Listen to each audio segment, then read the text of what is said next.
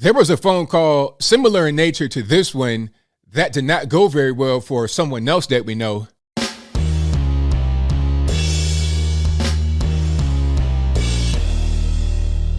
How's everybody doing? My name is Anthony Brian Logan, and today we got to talk about Joe Biden calling the president of Afghanistan, Ashraf Ghani, and asking him to create the perception that the Taliban were losing when that probably wasn't true. And as a matter of fact, Biden said, hey, it doesn't matter if the Taliban are winning or losing, if the Afghan government, military are winning or losing. We need the perception to be that the Taliban are not doing very well. This is needed for our allies and people over here in the States. So when he says that, he's not speaking about the military allies or the U.S. military. He's talking about regular, everyday normies like you and I. He wants to convince us that Afghanistan is not as bad as what it was back then. And this is back at the end of July of this year, 2021. And we've seen what has happened since then. The Taliban took over in a split second. So obviously he knew that the Taliban were going to take over. The military knew the Taliban were going to take over. I think Trump knew it too, because the deal that he had struck was with the Taliban back in 2020. So if you think that the Afghan government have a chance to fight the Taliban off, why not do a deal with them? You're dealing with the Taliban because you know they're going to be in charge. So his whole thing, rather than just trying to have a game plan to get everybody out, to get the service dogs, I don't want to get fact checked by YouTube, to get the quote unquote contract dogs out of Afghanistan, rather than leaving them right there in the airport, rather than getting the American citizens, the interpreters, rather than having a safe evacuation plan, rather than having all these unvetted Afghans with no visas, no passports, nothing like that coming to America, rather than having that happen, let's focus on trying to create propaganda. And there's a transcript of the phone call, and I'll link to that in the description box below. I'm getting this source from the New York Post, but it's everywhere. It's all over the internet. This is a real thing. This is not me making it up. He said this to the Afghan president, and I say the term president loosely because this is the same guy, Ghani, that fled Afghanistan to UAE or somewhere with like $170 million in U.S. bills in cash. So I'm not really sure if he's the actual president anymore. I don't think so. I think the Taliban are now in control, like what we knew was going to happen from the very beginning. I think Biden knew that, as did we. And Biden appeared to be so desperate that he tried to coordinate a joint press conference between Ghani and the former Afghan president, Karzai. It's like, yeah, man, y'all get out there together and do a press conference. That'll look great. That'll look great for all of us, for the whole world, for the U.S., for our allies. This guy was a nut. Now, you're trying to create fake news by what I'm reading from the transcript. And if I'm wrong, you guys let me know. You're trying to create fake news. But what did Trump get impeached for? Remember, he got impeached twice. The second time was for the whole Capitol kerfuffle. He beat the first one as well. What was that for, though? That was for the Ukraine phone call. When he called, Zelensky, and said, hey, can you look into this whole CrowdStrike situation? And also about Hunter and Joe, there's some funny stuff going on with Burisma Holdings, all this and that. You want to take a look into that and see what's going on? Just for asking for the president to look into what was happening there, which we all knew was a problem. We all knew that, you got this crackhead son getting on the board of Burisma Holdings, getting paid like $80,000 a month, U.S. bills. You're getting paid that much to be on the energy board, yet you have no experience in energy, no experience in anything like that, and you're on drugs, allegedly. It's like, what's going on? But he got impeached for that. Now, will there be an impeachment here for Biden trying to create fake news by calling the president and saying, let's create the perception that the Taliban are losing when they're really winning? Not even really worried about who's winning or losing, not concerned about the truth, just concerned about creating an image. Is that going to be an impeachable offense or no? What's going on? But you know what?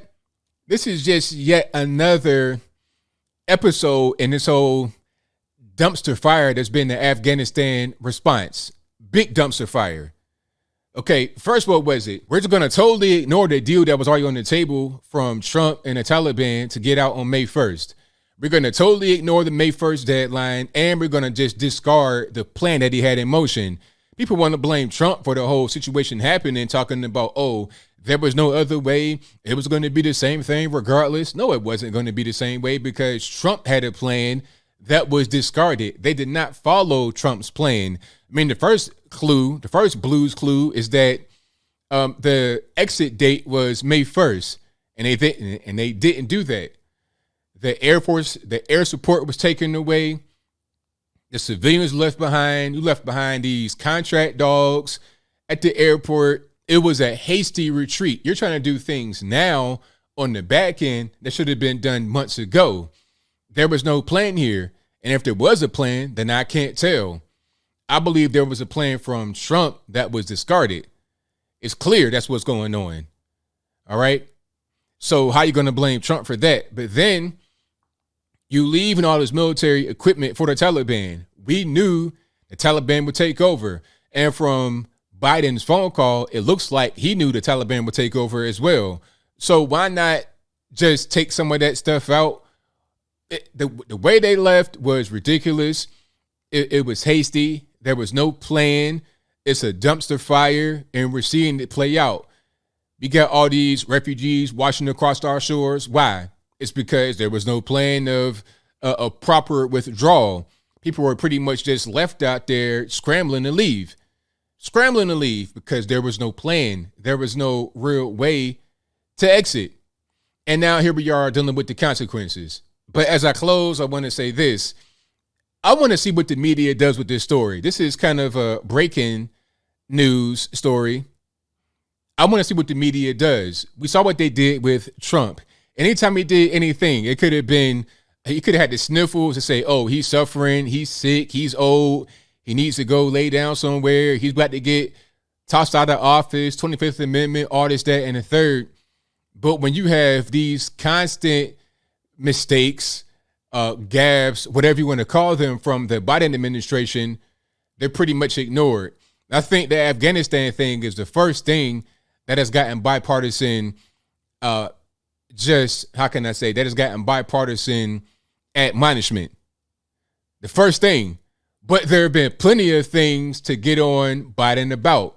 This has got to be the first time there's been real kickback from the media, kickback from other Democrats to say, hey, okay, this is not right. This is not going very well. But how about that phone call? Would that be the nail in the coffin? Or will we see more things like this happen and then there's no big deal, no big rush to seek action against this man in a legal sense, meaning get him out of office, get him impeached, or whatever the case may be? Who knows? But I think I'll leave that right there for now.